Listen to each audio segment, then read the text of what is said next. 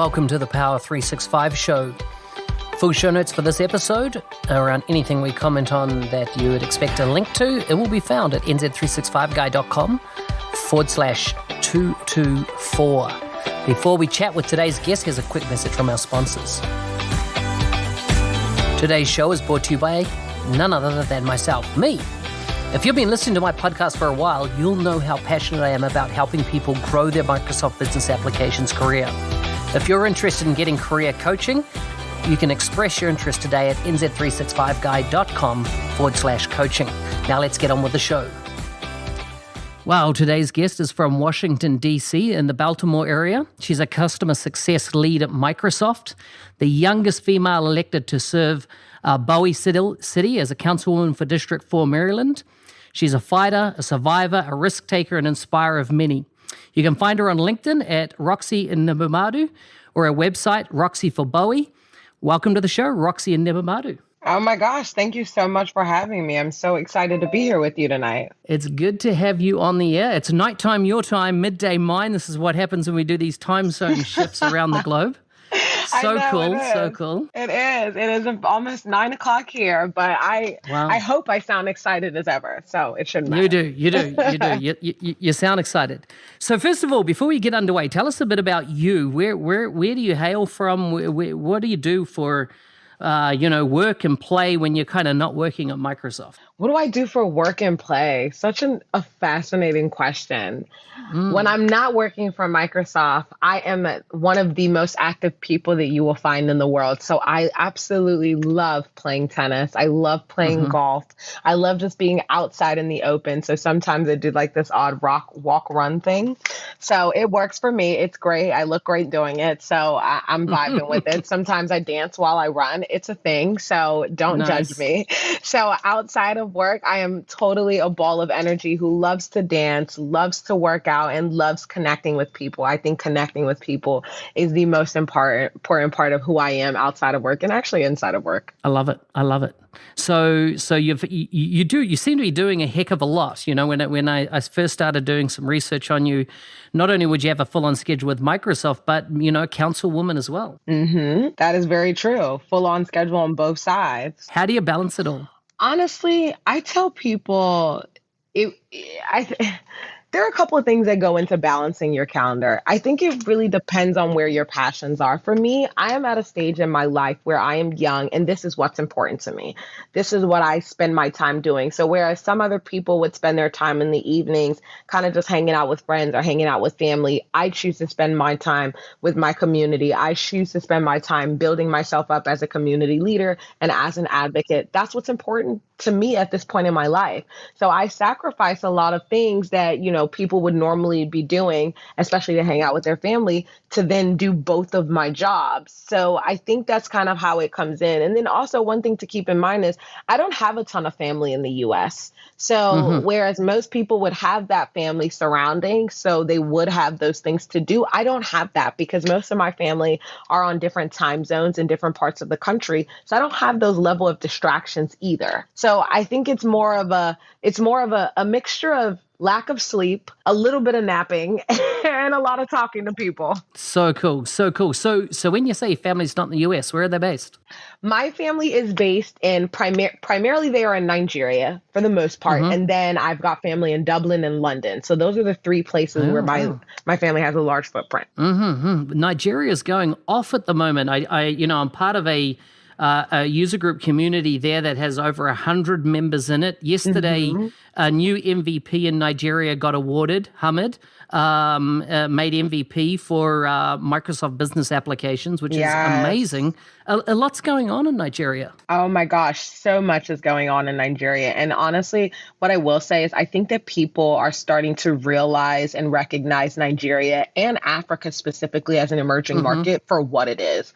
Like all of the opportunity that's out there, massive. I mean, some of the brightest minds are coming out of Nigeria and Africa. Microsoft has made a significant investment in Kenya specifically and Lagos, Nigeria. I'm sure you know about our African development centers. And now we have our research institute, our AI research institute that's launching in Nairobi. So we've recognized and made a significant investment in that market. And so I think that people are starting to realize Africa for the potential that it truly has. Totally. It's definitely been underrepresented, I feel, in the past couple of years, but it seems to be 100%. blossoming now. So tell us about your journey to Microsoft. How did your career take this turn, and you've been in Microsoft a couple of years now. How did that come about? My journey to Microsoft was a very fascinating one. So I actually started out going to school for nursing and healthcare. So that's really what I focused on when I was in college, because after spending a significant amount of time in the villages of Nigeria and you see prevalent diseases that attack certain communities, you start to become curious and wonder, why are these diseases prevalent in these particular communities? So I watched my grandparents, both of them, pass away from health diseases. So I picked to study healthcare and nursing. So I did. After that, I got a little older and I started recognizing some of the gaps in opportunity, some of the gaps in infrastructure, some of the gaps in how we connect with other people. I was in US at times and my mother would be in Africa and we'd try to connect with each other. But then the infrastructure was so spotty that sometimes our conversation would, hi, are you here? Like, you know what I mean? And so after that, I was kind of frustrated with that experience. And I was like, no, we've got to make a change here. So I pivoted completely, dropped my healthcare background. I said, I'm going to go into the tech industry because I feel like that's how I can make a difference, specifically in minority communities. So I interviewed with a bunch of companies, including Google, Amazon, all the top dogs, and got a couple of offers. But Microsoft really stood out to me for two reasons. One, it was the people. The people were very different. They were very embracing. They cared. They really genuinely wanted to know you and they wanted to feel invested in your success. That's one. Two is Microsoft had our significant investment in Africa. So Microsoft had a program called For Africa, which is led by Jean-Philippe Courtois. And with that program For Africa, what we do is we send Microsoft employees from all over the world to volunteer for special projects in Africa and work with our customers and our partners, as well as our account teams or other technology engineering teams that are in those areas, to make sure that we're building them up from a skill set perspective. And no other company had anything like that. So I was like, okay, yeah, Microsoft's the place for me. That's where I want to be. That's where I'm going to make my mark. So that's how I got at Microsoft. Okay, so you took the role there. Have you kind of been in the same role the entire time and what is that role? Oh, I've had so many different experiences at Microsoft, mainly and primarily because I am a prime example and firm believer as you got to create what it is that you're looking for. So if there's a particular experience that you're looking for in life, you need to create that for yourself because people are just not going to hand that to you.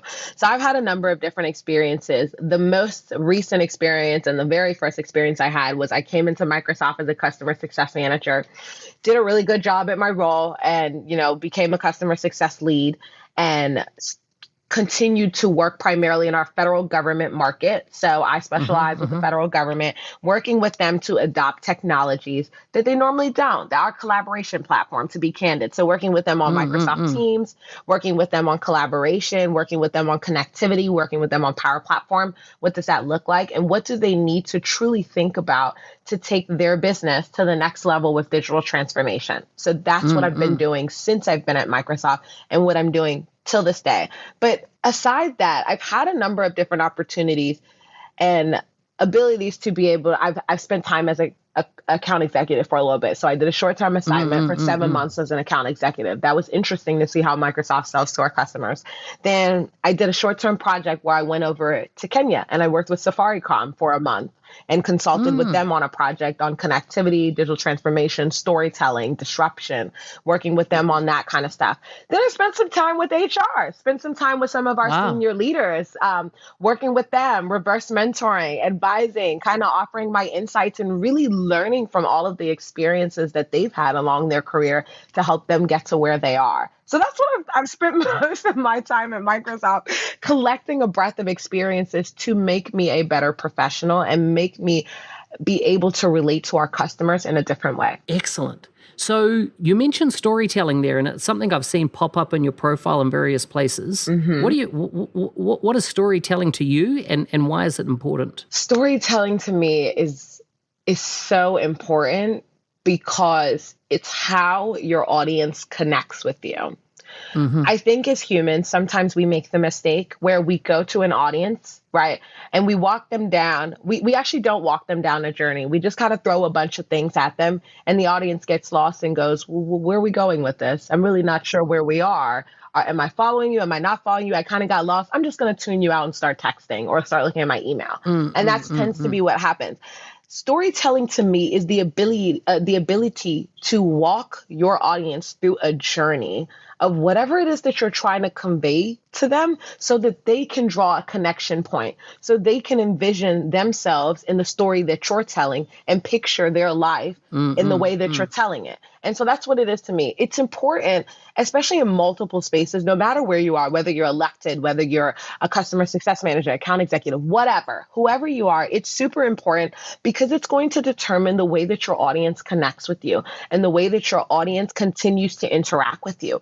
If you don't take them on a journey, if you don't tell them a story and make them feel like they're a part of this experience that you're giving them, then you lose them. Quite candidly, you lose them and something else or somebody else picks them up.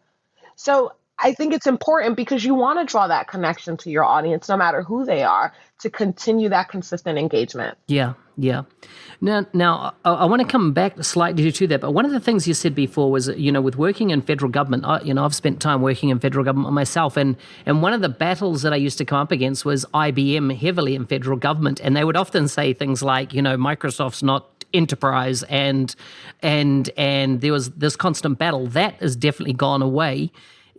Have you had much, kind of engagement with the competitive side of the tech sector in federal government? Have you seen that? And how do you think Microsoft's standing now is in that space? Oh, 100%, especially in our federal market, because I think ever since JEDI last year, the Joint Enterprise Defense Infrastructure Contract, a lot of people are like, oh, wow, this market is prime. Let's go saturate, right? I think before that, there were a couple customers. There were a couple competitors, not as many. But since then, you've seen a lot of them go saturate the market and say, okay, wow, we need to play a bigger impact here. I think a lot of competitors have underestimated federal government and they're just now catching up, because when you think about the federal government, it drives a lot of the way that we do business and the way that the rest of the world goes to market. Because any federal government agency that you want to look at, there is an example of a commercial company that is just quite similar and does the exact same thing. If you look at housing and urban development, that's a market, that's an industry. If you look at IRS, that's a market, that's an industry. If you look at Department of Education, that is a market, that's an industry. So the federal government defines a lot of the ways that we go to market as the United States, to be quite candid. And I think that people are just now starting to realize that the main ones that I come in contact with on my side of the business are typically, Zoom, of course. You have Cisco, you have Amazon, you have Facebook in the mix, you have Slack, you have those guys that are kind of in it. But I think, and some IBM, not so much. When you're thinking about mainframe stuff, maybe perhaps IBM, but for the most part, those are my main competitors. And I think what differentiates Microsoft so much from those competitors is we're talking about a platform here. We're not talking about an isolated solution. We're talking about an entire platform that embraces a suite of technologies that will help transform your business. Yeah. Now, because you're at the coal face when it comes to engaging the whole role of the customer success lead, are you finding like there's a hunger from the staff in these organizations to really learn the new technology, or is there more of a contentment with the old way of doing things, or is there a hunger and thirst for tech, for digital inclusion, transformation, and creating a digital culture within Fed? I think it's 50-50. You will meet those unicorns in our federal market that will look at this notion of artificial intelligence, digital transformation, digital inclusion. And they will look at that and say, oh my goodness, we need to be embracing these types of ideologies and we need to bring that into our culture and we need to move forward with that. We can't be behind the mark because we are primed for a lot of, whether that's cyber attack, whether that's disruption, we're primed for that whole industry there. So I think you'll find rare unicorns that will look at that and say, absolutely, we need to be embracing and will become advocates and champions inside of the organization to try to push that message forward. However, the struggle becomes most of your federal government organizations, and I speak as a customer and a customer success lead, most of your federal government organizations are quite agnostic and quite resistant to change. That's just the reality because it's the culture. It's how we do things. And the mentality for so long, for so many years has been, why fix what isn't broken? Why innovate when I don't need to innovate and I'm comfortable with this process because it's worked for so long? And I think some of us in our commercial business, because I have this conversation with a lot of my colleagues on city council a lot, they think, oh, Roxy, you come from the corporate industry, you don't get it. And no, that's not it. There's a little bit of contention there, but that's not really it.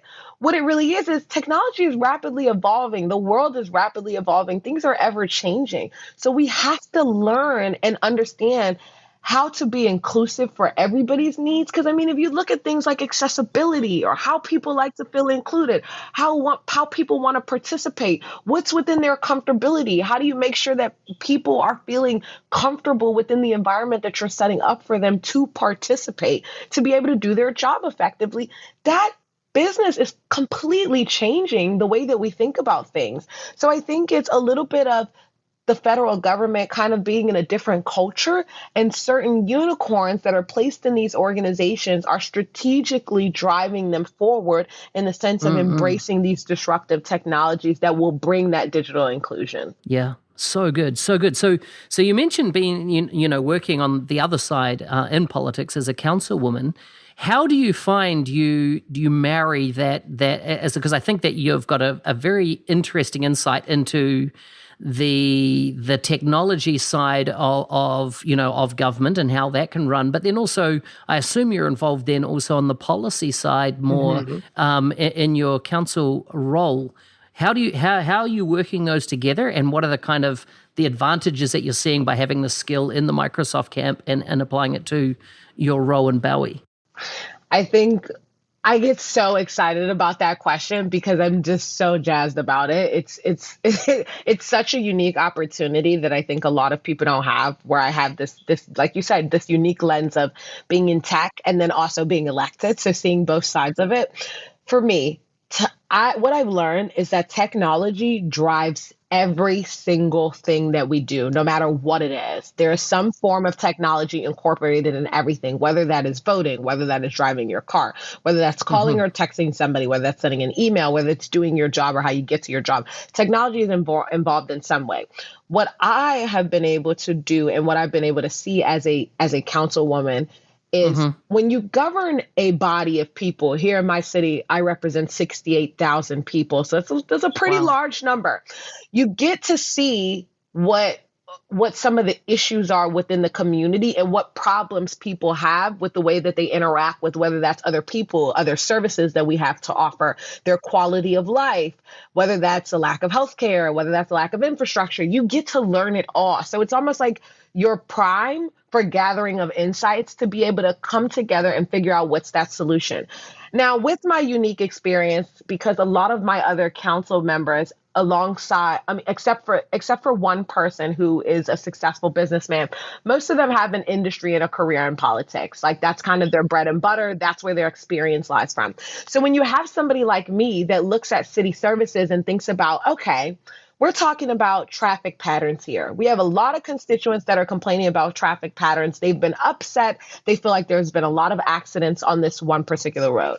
You start getting into, okay, cool. Let's look at smart cities. What do we need to do to be proactive in how we analyze data to be proactive to make sure that we're keeping our roads safe? Okay, that's one. Number two, okay, let's talk about the water system. Maybe the irrigation systems are going bad in certain fields. Maybe the piping is going bad. All right, cool. Now you're getting into IoT. How can we incorporate IoT to make that process a little bit more efficient and put in some sensors to help us notify what's going wrong and what's going right? This is the unique lens that I have as somebody in technology because I'm going to easily and readily think of those things and be like, okay, Yeah. city services, this is how we can use technology to advance that. Okay, cool. And just great that smart cities is becoming a thing because there are a ton of grants out there that we can go after to really set some strategic priorities. And then the last one I'll touch on, if you want to look at education, we all know in the state of Maryland, our education system may not be the best. And I walk lightly when I Hmm. say that. It may not be the best. However, if we had adequate STEM programs and adequate resources teaching our children about robotics, virtual reality, coding, building these video games that they spend so much time creating, that would help our kids to be able to compete nationally against all of those other children that are coming out of all of these other countries that are getting that experience that we don't have. But it's because of my technology background that I can think in that way and look at it and say, okay, this is how technology can play an impact and take us further than you actually imagined. Yeah. So two things come to mind when you talk about this. One is speed, and the other is frustration. And I tell you Totally. why is that, one, those people that are career politicians that you would be engaged with, one, it must just blow their minds when you talk about stuff like this. Oh my gosh. And and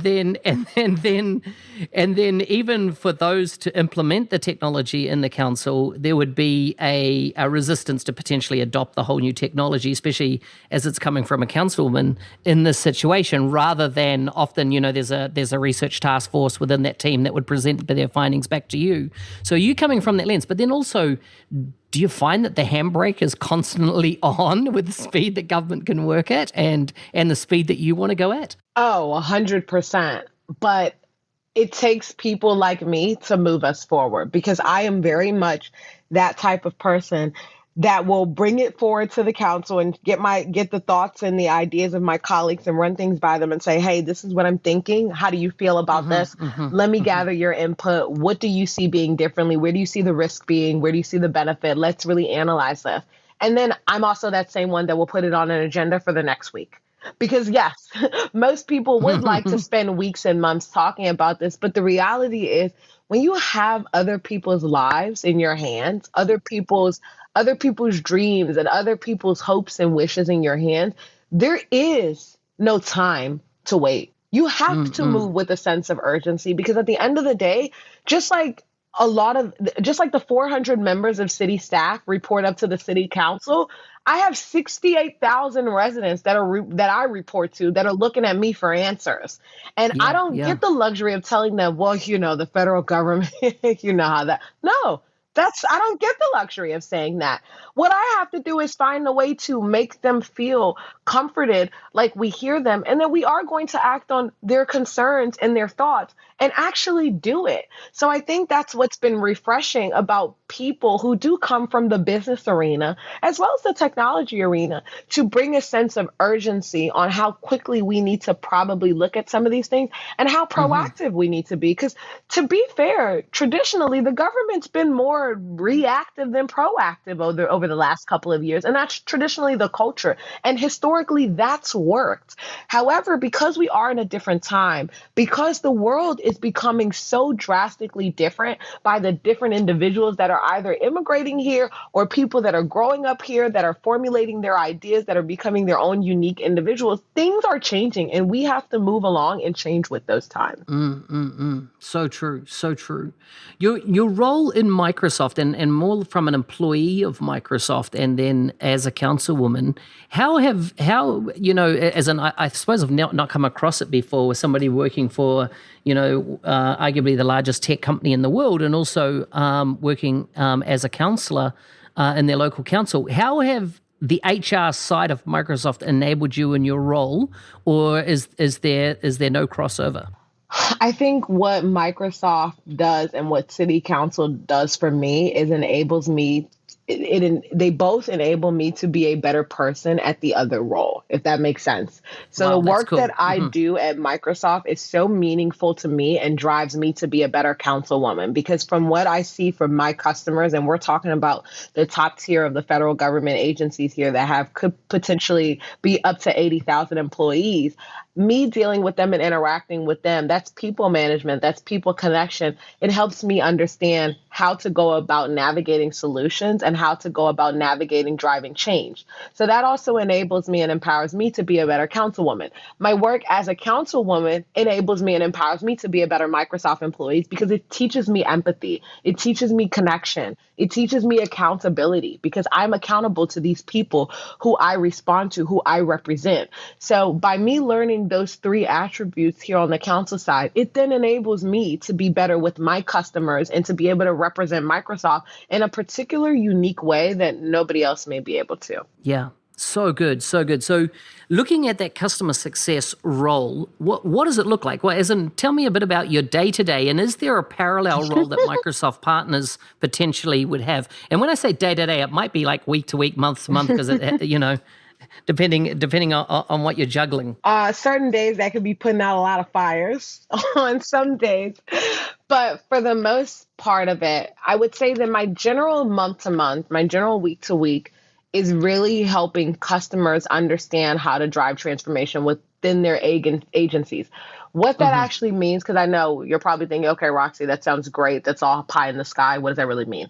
What that really means is by sitting down with each agency and understanding their business, their customers so deeply that I can then come back to them and help them understand what technologies and what sort of customizations and what way we need to adopt this, what strategies we need to have to drive that change for them to deliver to their customers. So that's really what my day-to-day looks like. So most of the time that's sitting on the phone with my different stakeholders at these different federal agencies. So that's typically your business decision makers, your C-suite audience. That's typically who I'm dealing with to drive strategy here from a technology perspective of how they can deliver quicker. So oftentimes that's sitting there with that audience. Sometimes that's really assessing and me being proactive and looking at their environment and saying, okay, this is what's going on in their environment from the data that I am privy to, the data that I am allowed to see. What can I proactively assess from this to make sure that everything is going well with what they have today? So being proactive and using data to analyze that to come up with my strategy on how I enable my customers quicker. That's another part of my day-to-day. Another part of that is forming relationships with my partners as in partners that work with Microsoft so that I can scale quicker. Because some of the stuff usually there's only one customer success manager, or our business is getting a lot bigger, but there are not that many customer success managers within Microsoft. And we've got a lot of customers. So oftentimes I need to be able to use the brilliant partners that are around us and develop those relationships and tap into them to be able to scale with our customers quicker, because they have a lot of innovative technologies that they've come up with and a lot of innovative strategies and mechanisms that they've come up with that a customer can really benefit from. So some of that time it's engaging our partners to see, okay, look at the scenario. This is what we're faced with. Some of our customers are doing acquisitions. Some of our customers are growing. Some of our customers are downsizing. Some of our customers are entering different markets. What does that look like? And how can we partner and be better together to move on this quicker? So sometimes it's doing that. Other times it can be looking at a particular market. For me, having the experience of being a legislator, I look at the legislative market because I understand as a legislator, what kind of solutions do I need to be successful at my job as a legislator? And how can technology enable me to have public hearings and promote transparency against my constituents? So because of my experience there, I look after our legislative market. And sometimes it's being proactive to say, okay, this engineering, I'm sorry, that doesn't work for us. Like, I know what you were thinking, but this is really where we are in the market. We're not there yet. Sometimes it is, okay, engineering, you hit the nail on that one. That's great. How do we move quicker on that? So sometimes it's that being that voice of the customer, that user voice to engineering to make sure that they truly understand what the product needs to encompass as well. So can you give us some examples of the type of projects that or the problems that have been identified without naming specific departments, etc. But can you give me examples of the type of things that you've gone in, the successful outcomes that you've driven, the adoption of technology within those agencies? I think the easiest one to say without going into too much information, the easiest example is honestly COVID. COVID. A lot of companies and a lot of businesses are so successful right now because of the rate at which they were able to adopt these technologies and the rate that we were able to partner with them. There are a lot of, and I'm going to speak as a customer right now, there are a lot of ways right now that I, particularly in the city of Bowie, am leveraging Microsoft Teams to be able to have my public hearings. Those are use cases and prime examples of how Microsoft and people like customer success managers has helped customers be successful during this time. For me as a legislator to be able to make sure that I'm still complying with certain laws, like open meetings laws in the state of Maryland here in the United States, and still reach my constituents to promote transparency, because technically I can't have a public hearing without giving public notice to the public and allowing them participation. So the fact that those types of scenarios are coming up and these technologies like Microsoft Teams or whatever else are quickly pivoting to accommodate those needs, that in itself is success. Yeah. So you've mentioned Teams a few times. Are you finding that this is really the spearhead now in what you're seeing, in that, Teams goes in, and then of course in its wake it brings in, reporting. So Power BI comes into play, and then we see it, brings in, all different, whether it's Stream, whether it's any of these other technologies that Microsoft they had for some time, but now it's opening up an awareness of what's possible. Whether Power Automate would be another one. A lot of people wanting to automate things. Are you finding Teams is really that lead into these accounts that are opening up other opportunities? I think you are actually spot on with the way that Microsoft so seamlessly thought of Teams and the development and what's come of it. Microsoft Teams is opening the door for so many other technologies that are in our Microsoft stack. Because a lot of these things, like if you think about live events, for example, Microsoft Teams has the ability to have live events.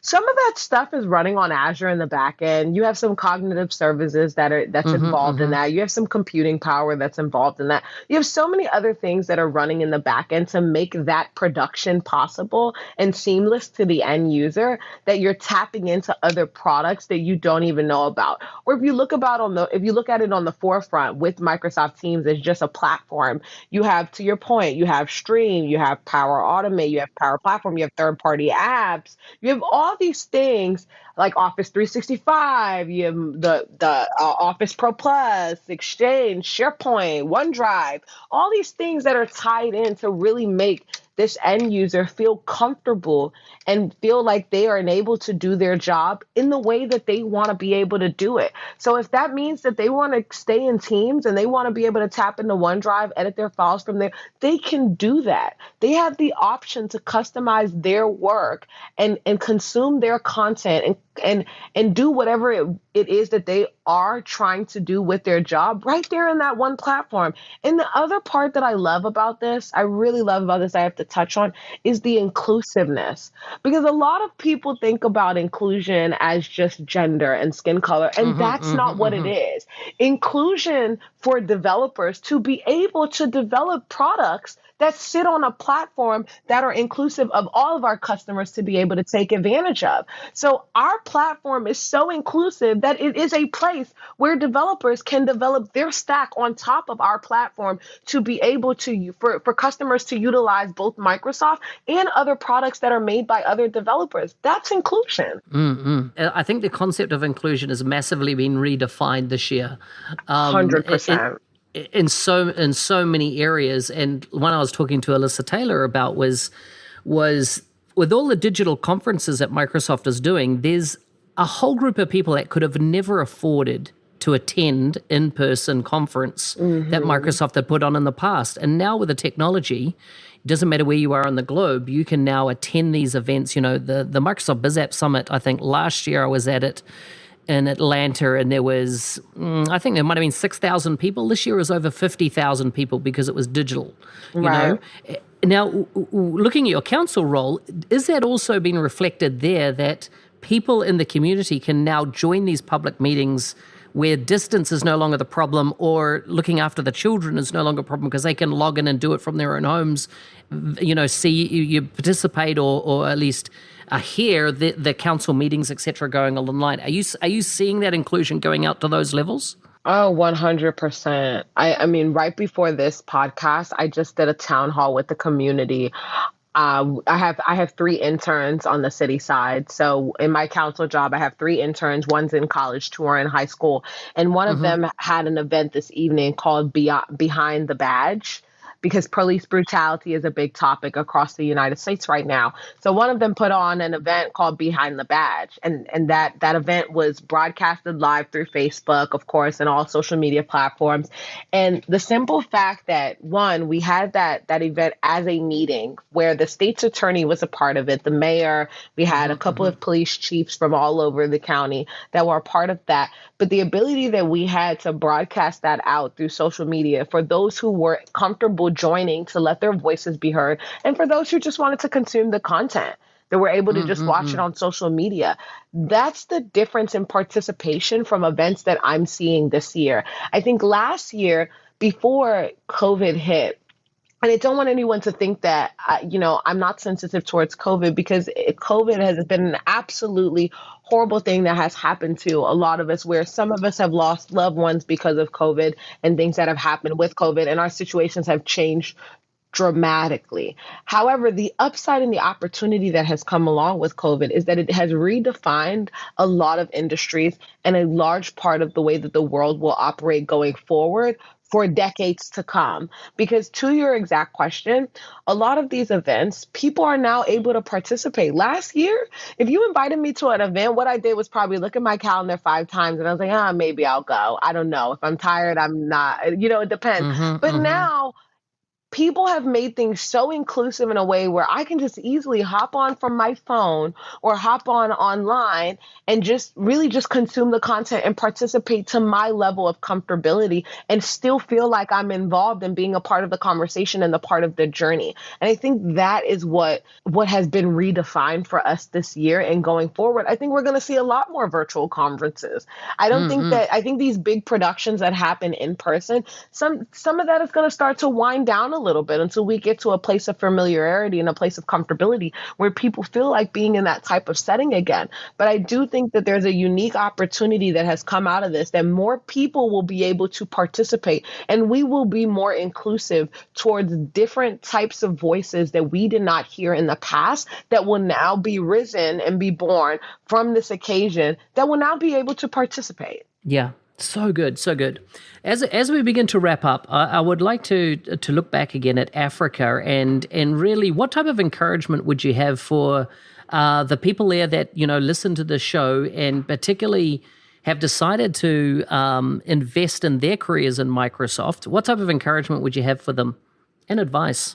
Africa is so near and dear to my heart. I love every aspect of it because that the culture in Africa is one that is so rich and so unique that it's hard to understand unless you're from Africa and unless you've grown up there, unless you've met the people from there, the vibrancy, the hope, the kindness, the joy, the gratefulness in their hearts, the perseverance, the entrepreneurial spirit.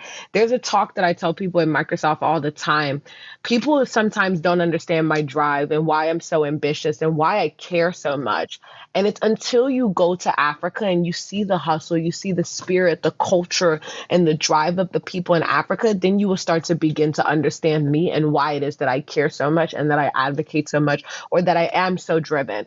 And so my advice to everybody that's listening that is in Africa, that's decided to invest their careers in Africa, or whatever that looks like, is don't give up and continue going. Because what Africa has done for so many people is set the landmark of of what is to come, what opportunities there are out there. You see so many of these trillion-dollar companies looking at Africa as a prime market that they now want to come and invest in because they are recognizing the talent and just the opportunity and the amazingness of what lies there in Africa that's been there all along. So for Yeah. people that are there, for people that have chosen to invest there, don't give up. Keep going and make sure that your voices are as loud as ever because people are paying attention and they're listening right now. And now is the time for you to capitalize on that moment and make sure that you just keep going and you don't lose hope. Because I know that sometimes it can seem really hard. I know that sometimes when that's what you've seen for so many years, you start to wonder, will I ever make it to wherever it is that I'm trying to go? But you got to just remain hopeful because you never know, that same young boy or that same young woman or that older woman or older man that's in Africa that has an idea, that has a frustration like myself, who experienced just simple negative connectivity with my mother when I was trying to talk to her when I was in the US and she was in Africa, might be the next Roxy, might be the next council person who Yeah. took a problem that they experienced when they were growing up in Africa and came to the US and turned it around and changed it and paved the way for so many to come. So I just want you to never lose hope and just keep going and reach out to people like me at Roxy Ndebumadu, and anything that we can do to help, we absolutely will. I love it. I love it. Okay, some quick fire questions to wrap things up with. Are you ready? I think I Here don't you have a go. choice. That's it. That's it. What's your most powerful and vivid memory growing up? Oh my gosh, I got to tell this story really quick. Most Mm-hmm. powerful memory, I was in the village, right? I was in the village one time, and this is my grandmother was still alive. I was younger. I was like probably like 12 or 13. So I was in the village. We had like chickens and goats walking around freely in the village, and my mother was sleeping. So I brought this chicken from outside in the quarters, and I brought it in and put it in her bed when she was asleep because I was like quite annoyed that she was sleeping because I wanted to go get food. So I put it in her bed and it starts flapping its wing and my mom starts screaming hysterically. It was hilarious. So that is my most vivid memory as a child because it's hilarious. And a great example. Have you ever been told you look like someone famous? That's a good question. I don't know. I don't think so. I've got a new look. Okay. I've changed up my look a couple times. I got a new look these days. I love it. I love it. Would you rather be too hot or too cold? I'd rather be too hot. I'd rather be too hot Yeah. because then I don't know why this is so weird, but I'd rather be too hot to handle. I'm okay with that. Carving my own lane, bringing the heat. I love it. I love it. If you could visit any place in the world today, where would it be? It would probably right now. If I could go back to one place, to be honest with you, it would be Nairobi. I absolutely love Nairobi so much. My heart is there. Like, I love Nairobi. I love the people. I love everything that I experience. I love the kids. They are so, so, so, so smart. I mean, smarter than me. It's great. I love it. So if I could go back to one place, it would be Nairobi. If I could visit one place, it would be Tuscany because I'm a huge wino.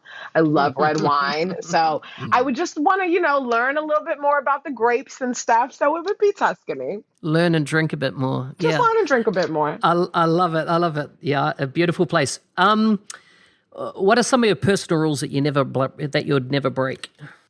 Some of my personal rules are really to stay true to my personal mission and stay true to who I am as a person. I think when you subject your life and your experience to being in the limelight where you are so vulnerable, you are so open about your story and some of your experiences and the things that you've faced growing up and some of the things that you've even faced as an adult in corporate America, I think that you subject yourself to another level of scrutiny where people are always offering their opinion. People are always offering their 10 cents, their comments, their thoughts, suggestions, and things of that sort. And sometimes that can have a mental subconscious effect on the human. And so one of my personal things and philosophies is that I must and will always stay true to myself, no matter who that is. And what that really means is to be authentic 100% and use my gifts, my unique gifts that have been cultivated for me, Roxy Ndebumadu, to continue to shine in certain places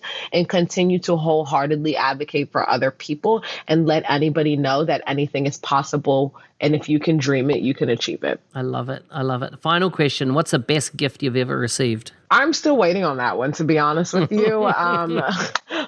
Word to the audience out there, I am still waiting on the best gift that I've ever received. But I would have to say there is one gift that I received last year that means a lot to me that I actually still walk around with. And this guy's he's probably going to get tired of me shouting him out in podcasts. Diego Regetman. He is the GM of Developer Relations at Microsoft. And last year, Diego gave me, I spoke on one of his podcasts, and he gave me this kind of like this porcelain smiley face that he painted that he only gave to a few people in his life. And if you know Diego's story, or if you've seen Diego and some of the things that he's transcended through, it's remarkable. And so Diego gave me this porcelain painted smiley face.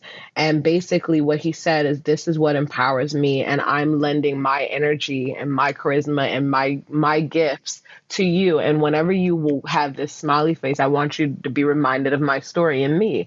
And to be honest, till this day, I still carry that smiley face in my purse. So I have this glass smiley face that's like yellow with like a red tongue and black smile, like a black mouth with the eyes and everything.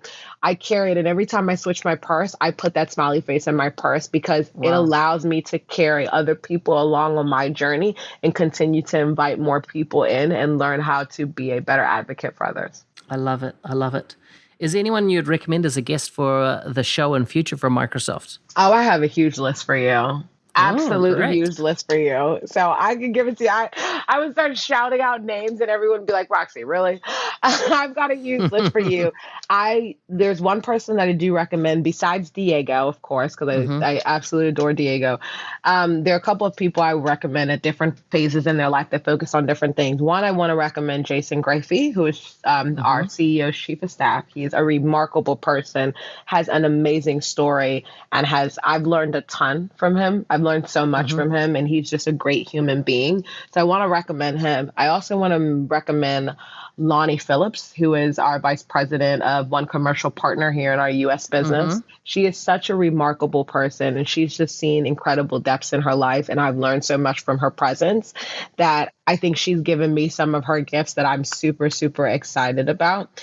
And then another person that I want to recommend is a young man by the name of Alex Kessel, who just started a podcast in our company, and just some of his experience that he's had with customers, being customer facing and managing engineering resources, and how do you actually get to know a customer and deeply connect with a customer to be able to align the right resources or really help them in a different and unique ways.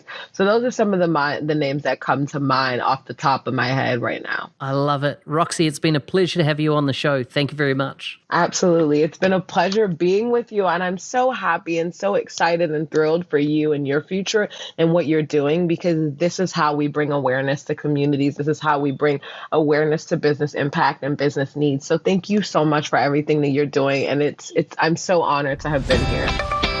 Hey, thanks for listening. I'm your host, Business Applications MVP Mark Smith, otherwise known as the NZ365 Guy. If there's a Microsoft guest you'd like to see on the show, please message me on LinkedIn and we'll see what we can do. Please like and subscribe. If you want to leave a review, go to nz365guy.com/review. There is a list of all the current reviews people have left regarding the podcast, and I'd love you to choose one of the review platforms that are available there to leave your review. Always love hearing from the listeners. Thanks for joining me today. See you next time.